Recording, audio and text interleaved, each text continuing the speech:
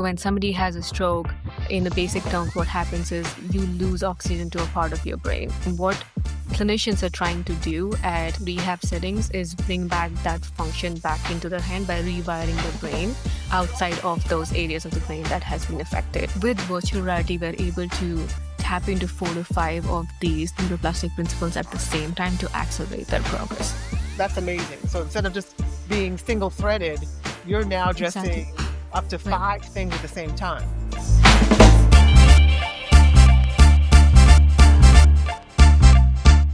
Welcome back, everybody, to another edition of Two L.I.T Chicks podcast. It's your girl Fern here, and Alicia is not with us this afternoon, but we have a phenomenal leader in the tech and the medical space. We have the CEO and founder of Neuro Rehab VR, Miss Veena Somareddy. Veena, welcome to Two L.I.T Chicks. Well, thank you for having me. I love the name of the podcast. Thank you. You know, this is a phenomenal young lady who I just said we had to have on the podcast.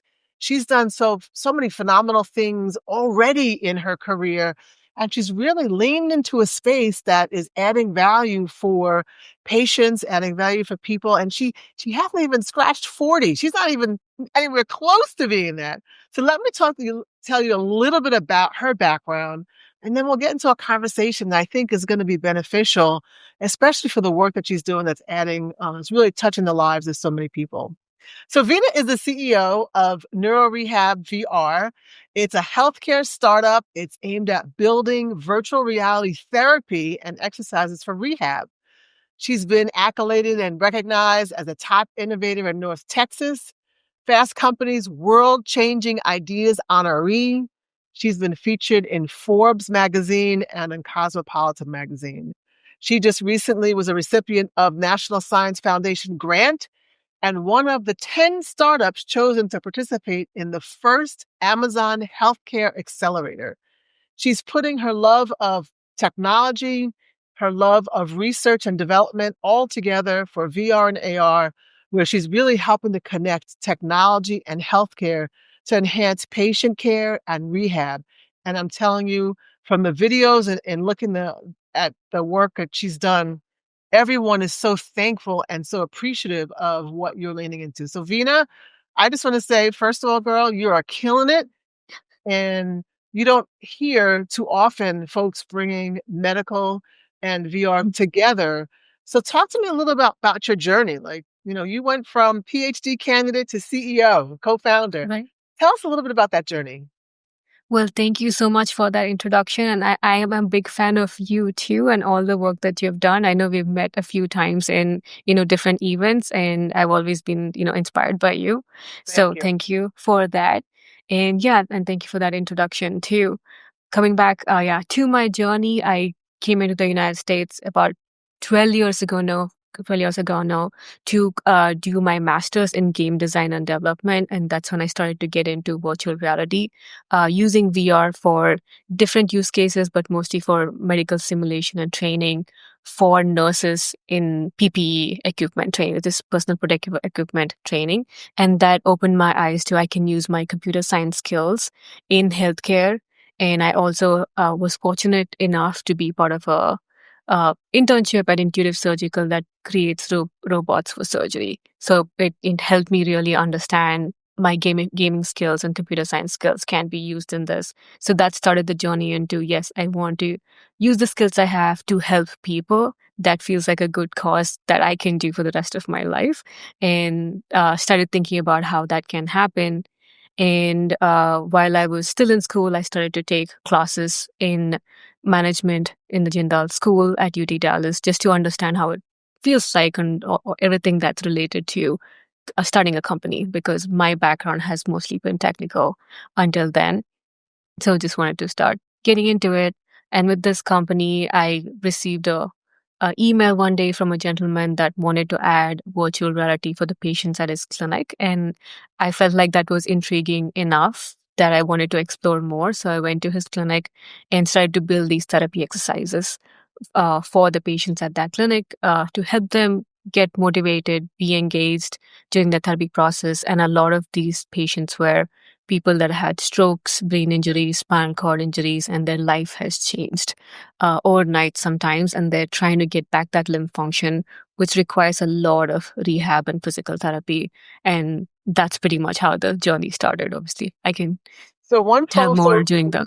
came into the country, getting educated, UT Dallas, great school here in North Texas area. You got a phone call, and that random phone call really launched you into a space you had no idea you were going to lead into, but it did tap into some skills you had. So I think one of the things, we're talking to the next generation of leaders of tech, and you are it, girl. You are it. But what you're actually sharing is that you were able to take your education, your research, and your love for gaming and marry that together to now help others in a rehab capacity. So how does that make you feel? Because I don't know, I get chills. You're using your head, you're using your passion, but you're Mhm. also serving others. How does that make you feel? I mean, it feels amazing every day to wake up and know that you have helped somebody, reach their goals that day.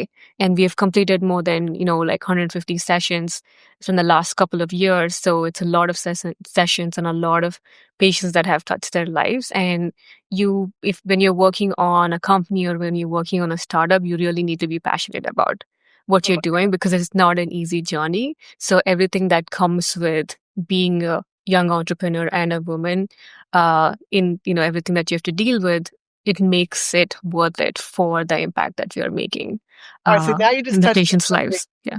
you just touched on something there. You're a young entrepreneur and you're a female entrepreneur. So what were you able to do to get people to trust you? How did you establish that trust, especially as you're launching from, hey, I'm just going to get educated to now I'm going to actually run a business?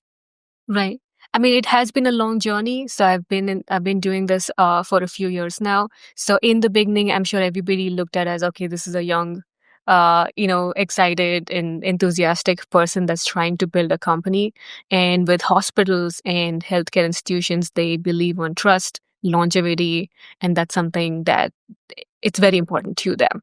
So in the beginning, obviously, it was a little bit more difficult for us to get contracts because of probably, being a young entrepreneur, but now we have established ourselves in the community as the leading provider of virtual reality for rehab and immersive technologies. And people recognize as that, and that's slowly getting to the point where we're happy to have conversations with CEOs, CMOs of hospital systems and owners of clinics directly to show the impact we have made. And while we were going through that process, we also were educating the community on the marrying of virtual reality with rehab, which is not something that everybody thinks about. And also, we had to show real outcomes for patients, show the impact that it's making. And also we also have our own podcast where our customers talk about the efficiency, the efficacy of our solutions for their patients. Yeah. I love that. So you now have people sponsoring and supporting the outcome and talking Mhm. about it. So that's the best thing is when you can have someone else talk about the value Exactly. that your capabilities bring into them. That's the best endorsement that you Hmm. can possibly have. So I just love the fact that you got into the VR. 'Cause when I did my research, I want to say, is this about 6, 8 years ago? Yeah, exactly.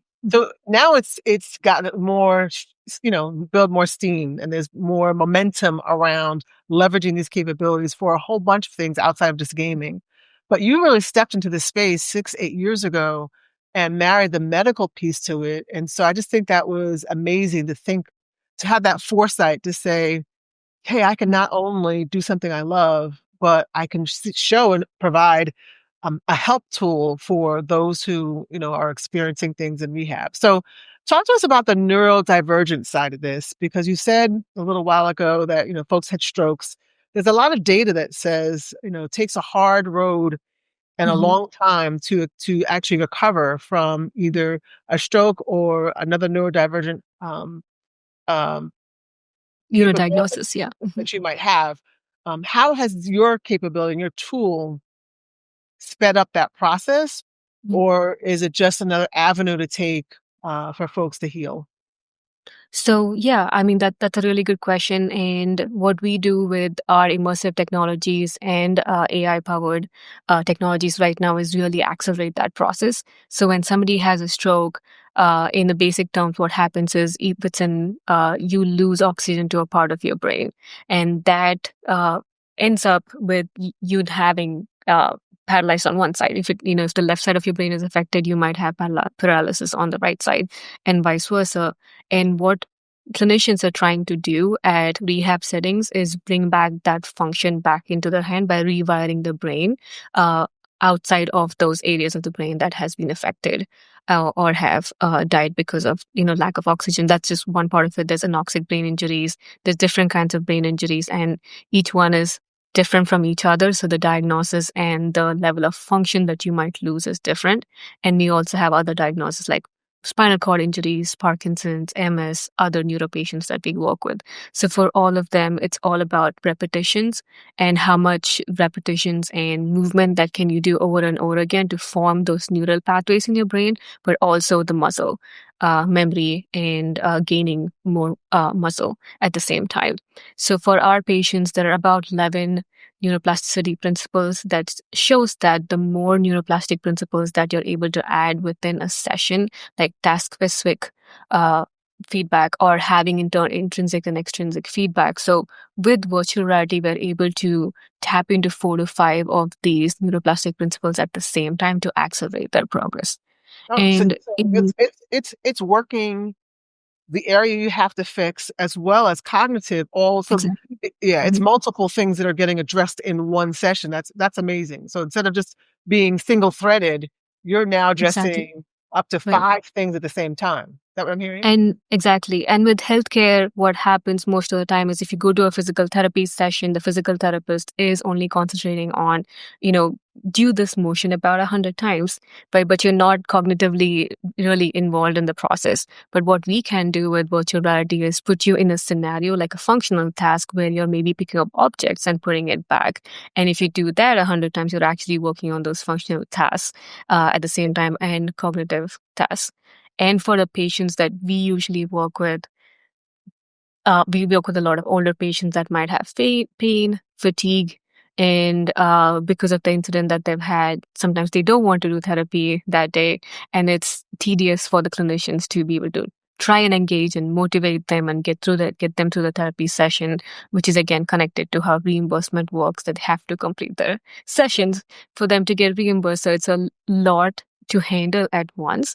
But now we can give this tool to clinicians where they have several virtual reality scenarios that they can go into to help the patients from grocery shopping, working in the kitchen, but you're completing this linear based task. And if they do get hurt in the kitchen by touching a hot stove in VR, we can tell them that maybe they're cognitively not ready to be Uh, back in the kitchen. So, uh, other than, we have very movement based exercises, we have activities of daily living and some mental health exercises to add it in. Awesome. So, gosh, you a couple of years ago, you actually took your capability and you turned it into the first state board program that actually you can get certified. Is that Hmm. correct? Yes. And become a certified VR rehab therapist. Hmm. Talk to me about how you wanted to move from just casual use to use for the clinicians to now getting folks certified. Because I think that's amazing that you can get specially trained to do this type of therapy to help Exactly. patients. Yeah, that's what we wanted. As I mentioned, because this is so new, we have to educate as well as sell at the same time. And we were starting to create more and more educational products so that the therapist can understand how this is valuable for them. This is just not technology that feels like it's fun and, maybe a wow factor in the beginning, but actually leads to outcomes for patients. And it's very beneficial for them as well as the patient. So we came up with the idea of like certifying clinicians so that when they have our product, they can go through our onboarding, and it is a very structured process to be a certified user on our solution, and so that they can also maybe after that teach other clinicians. Because one, we wanted them to have all the knowledge that we can provide on how to use this, and the best part about this is clinicians have used our solution in ways that we didn't think was possible. They have extended the capabilities of it, and we learned from them. We are able to add that back into our education, courses, so that now the collective knowledge of the industry is going up, and together, and then clinicians A are greater impact when you can exactly. Mhm. train someone and then they are educated and certified so they can train others. It's tenfold Yes. the impact that you can have and how that can Hmm. spread to different communities. So is this just a capability that's used here? So we're in Dallas. Is it just used here in North Texas, or is this now being used across the nation or worldwide? How widespread is the use of this? We are in about 37 different states across the US right now, in hundreds of hospitals, outpatient clinics, and skilled nursing facilities at the moment. So it's US based. We are FDA approved to sell within the US. We're concentrating on the US market at this point. I love that. I love that. So, all right. So now what's next? Or actually, before we even get to what's next, so you went from a real technician, technology leader, Mhm. and really in the weeds of building this capability to now leveraging it with VR to having to switch hats. You got your MBA or went to school for your MBA to become a businesswoman to now be an entrepreneur. Mhm. So, what's next in terms of expansion? Um, what are you thinking you want to take this? Is it going global with it? Is it just having greater impact? Or is there another technology piece that you're working on?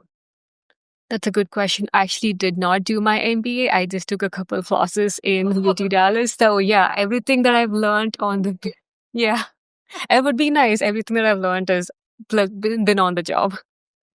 Yeah, but that's the sometimes the best way to learn. But thank you for giving me an MBA on a podcast. You're Yeah. welcome. So yeah, we've seen the impact. If you have heard about these statistics, the number of people who are turning 65 and older is growing faster than the US population, and it has been a huge strain on healthcare right now.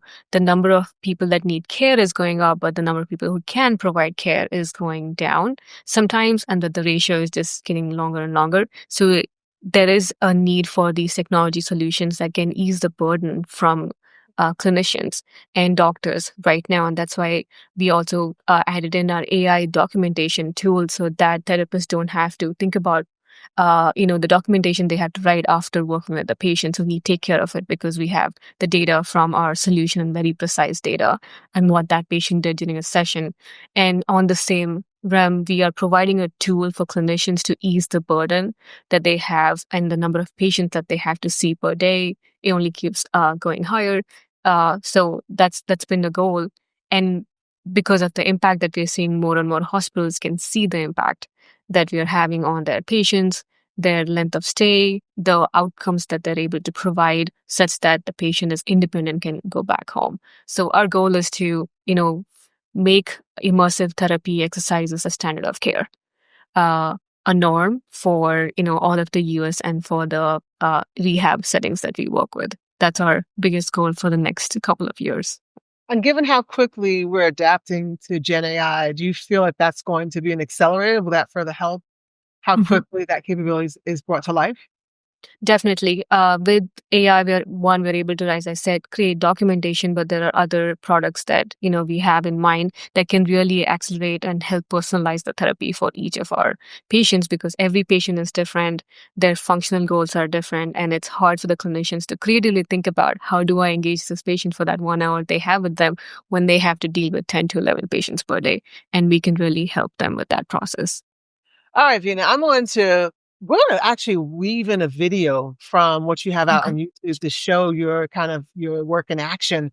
But let me now take you back because you're still learning, building, growing. You're building an empire, I think. I would normally ask the question, what do you want to tell your younger self?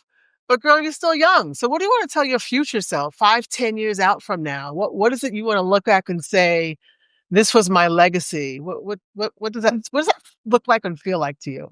I actually hadn't thought about it, but I think I have goals every 5 years. And I had a goal that by the time I'm 30, that I will be starting a company that is revenue generating, or something similar to that. And I set goals for myself, for my future self, and I try to reach them. That's how it's been until now it's going pretty well. I think from 10 to 15 It's going years from now. amazingly well. Going amazingly well, girl. Give yourself a little bit more credit. Thank you. Thank you. I appreciate it. So I think 10, 15 years from now, at this point, as you mentioned, I'm learning how to build products, build companies, work on sales, marketing, everything that needs to come together to build a company. And I think about it as I'm learning these skills that my future self can use for, making a bigger impact in the future for even in healthcare or climate change or anything else that I might be interested at that point. So I'm thinking just about it at this decade as learning a lot of skills, going through all the tribulations and things that happen, working with healthcare, being a woman, raising money, all of those things. You become more and more resistant. No, that's the word. What's the word I'm looking for? Uh, Resilience? Resilient. Yes, that's the one. I'm like, why am I forgetting? You become more and more resilient. So compared to what I was maybe 6, 7 years ago, I'm much more resilient where I can take on more than I could a few years ago. And I'm hoping all of these skills will translate into, you know, going from 0 to 1 faster 10 years from now. Yeah. So so from where you've come thus far, what do you think is your biggest lesson learned? Wow. Okay. That's a hard one. Well, I guess. maybe you have a couple of Mhm. lessons. Yeah. So I guess the biggest lesson learned, I think this is for every entrepreneur or anybody that is trying to do something that is vastly different and new. It's always you will find people that do not understand it, and it's making sure that you have conviction in it, and then you can bring the other people along. So right now, I think we're on that pathway. So that's learning that. And in the beginning, it's hard. It's easy to be like, am I doing the right thing? Should I be doing something else? But as we are working on it, seeing the impact, uh, I think maybe 3 to 4 years ago, maybe I wavered much less than I used to, and I know I'm much more stable when it comes to the lows and the highs to making sure that we are able to be productive. I think that's been like the biggest lesson to make sure like take in what you need to take in and then be able to like deal with it without having too high or too low emotions at the same time. That really helps with productivity. So if you mind me asking your background, are you from India? Yes, I'm from India, South India. South India, and you said you moved here 12 years ago? 2012. Yeah. Oh, I'm But sorry, in 2012, in in 2012. 2012. All right, so have you spoken to any students? I mean, you did a lot of work at UTD. This Hmm. podcast is really about talking to the next generation of leaders in tech, helping them accelerate their path to greatness. You are already great, phenomenal woman. What would you share with our audience about resiliency or leaning into your passion or trying Hmm. out new things? Because we have a lot of young people who just wanted to work, like 1, 2, 3 work. And I think you are evidence of having to try different things, step into different pathways before it all came together. What would you share that would be insightful for our younger generation to think about in this tech world?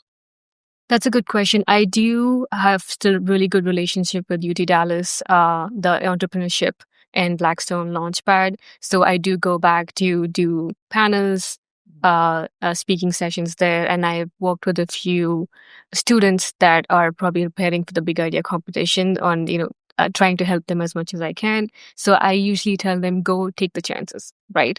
Right. That is the most difficult part, and I come from a culture where you have a set pathway to follow, and all of us follow that pathway as best as we can, and we don't really waver from it. So I was taking a huge risk by not following the pathway of finish your bachelor's, finish your master's, go get a good job.